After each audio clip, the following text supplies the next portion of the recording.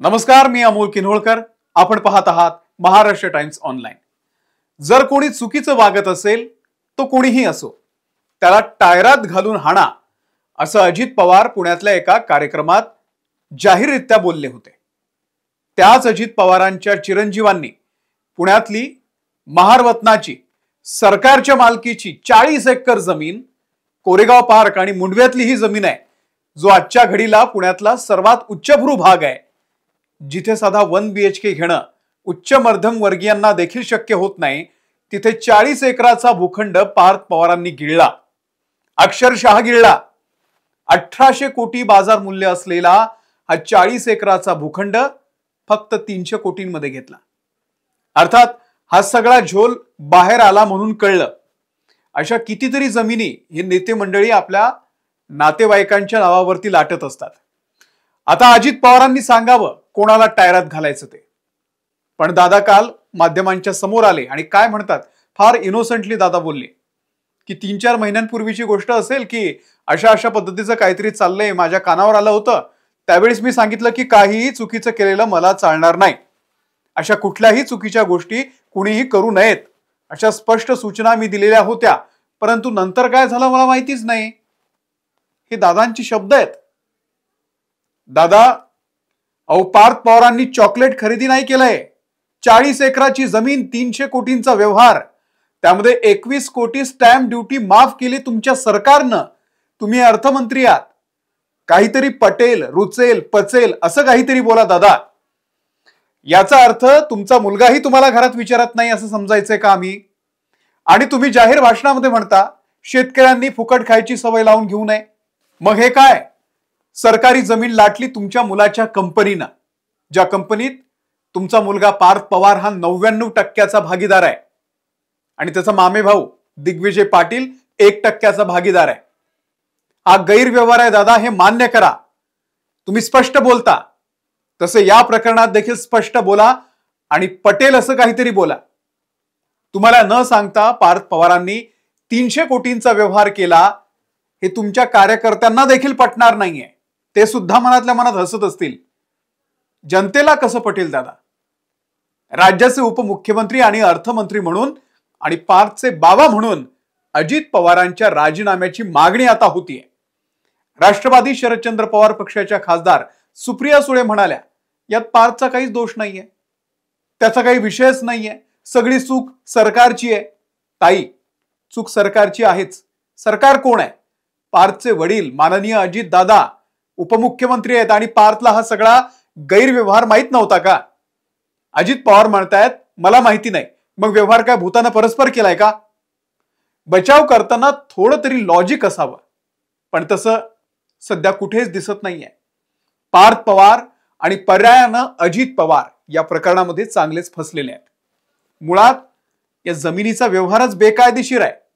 तो कसा, त्यावरती मी एक सविस्तर व्हिडिओ केलाय, त्याची लिंक तुम्हाला पहिल्या कमेंटमध्ये मी पिन करतो. तो व्हिडिओ पण हा व्हिडिओ संपल्यानंतर बघा. अख्खी सिस्टम हातात घेऊन हे लोक कशी गणवागणवी करतात याचं उदाहरण हे प्रकरण आहे. तशी चूक आपली आहेच. आपणच यांना निवडून देतो आणि मग हे जमिनी लाटण्याची स्पर्धा सुरू होते.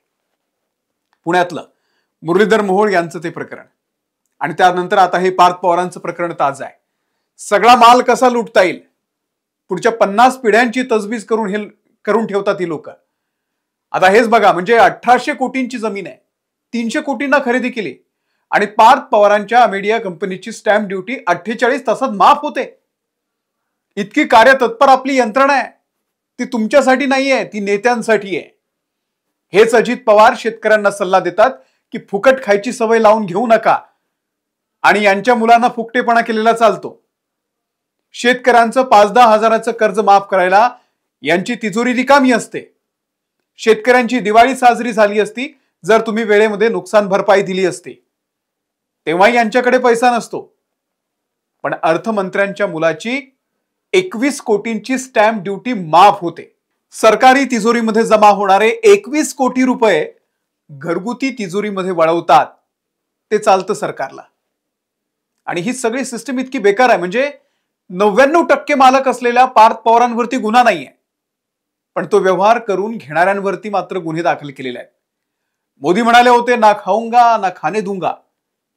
याच अजित पवारांचे गाडीभर पुरावे असल्याचं म्हणत देवेंद्र फडणवीसांनी रान हाणलं होतं आणि नंतर त्यांच्यासोबत जाऊन पहाटे सरकार स्थापन करणं असेल किंवा गेल्या वर्षी 2024 मध्ये पुन्हा एकदा त्यांना उपमुख्यमंत्री करणं असेल, हे सगळेच नेते आपापल्या सोयीनं वागत असतात.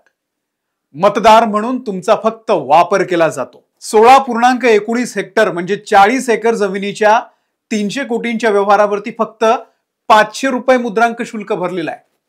आपण लाखांनी भरायचे आणि हे 500 रुपये भरून 2000 कोटींच्या जमिनी लाटतात.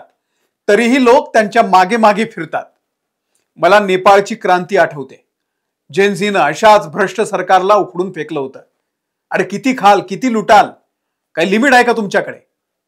आता या वादग्रस्त जमिनी हे लोक खरेदी करतात. पार्थ पवार यांचे मामे भाऊ आणि व्यावसायिक भागीदार आहेत दिग्विजय अमरसिंह पाटील यांच्यासह 8 जणांवरती आतापर्यंत गुन्हा दाखल झालेला आहे.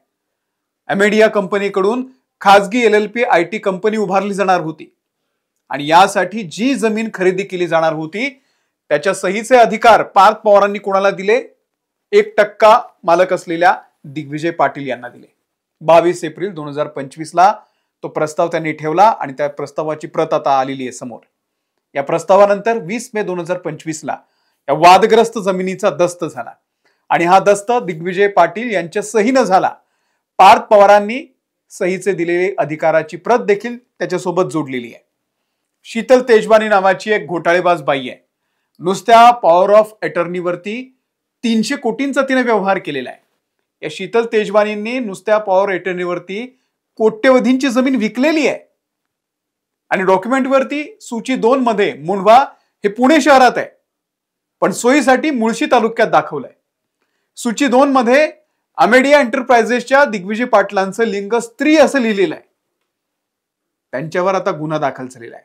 त्यांची मालकी 1% आणि 99% मालक असलेले पार्थ पवार अजूनही मोकाट आहेत. तुम्हाला हिंदू मुस्लिम, लव जिहाद, धर्म खतरे में असं सांगून ही सगळी लोक गुंतवून ठेवतात आणि करोडोंच्या जमिनी लाटतात. हा आवडता छंद आहे या सरकारचा. पवारांच्याच बारामतीमध्ये आज बहुजन समाज पार्टीच्या वतीने एक पत्रकार परिषद घेण्यात आली. त्यातही असेच गंभीर आरोप केलेले आहेत की बारामती तालुक्यातल्या सोनगाव मध्ये गट क्रमांक 353 मध्ये मूळ मालक आहेत किसन दहाकू कांबळे. अजित पवार राजकारणात जेव्हा नव्हते तेव्हापासून सत्तेच्या जोरावरती महारवतनाच्या जागा लाटलेल्या आहेत. अर्थात हा आरोप आहे, गंभीर आरोप आहे, काळूराम चौधरी यांनी केलेला आहे. सुप्रिया सुळे यांनी देखील बारामती तालुक्यातील गोजूबावी गावातील महारवतनाची जमीन लाटलेली आहे. शारदानगर येथील शिक्षण संकुल हे महारवतनाच्या जमिनीवरती उभारलेलं आहे. हे आरोप काळूराम चौधरी यांनी केलेले आहेत. अर्थात हे आरोप आहेत, पण हे किती गंभीर आहे बघा. साहेबांकडे चंद्रावरचा सातबारा असेल असे लोक गमतीनं म्हणतात, पण किती मोठ्या प्रमाणावरती जमिनी हडपल्या जातात त्याचं हे उदाहरण आहे. आणि यात चूक सर्वसामान्य जनतेची आहे. तुम्हीच सांगा, नेते जनतेला गृहीत धरून वाटेल तसं लुटतायत का? कमेंट करून आम्हाला सांगा. धन्यवाद.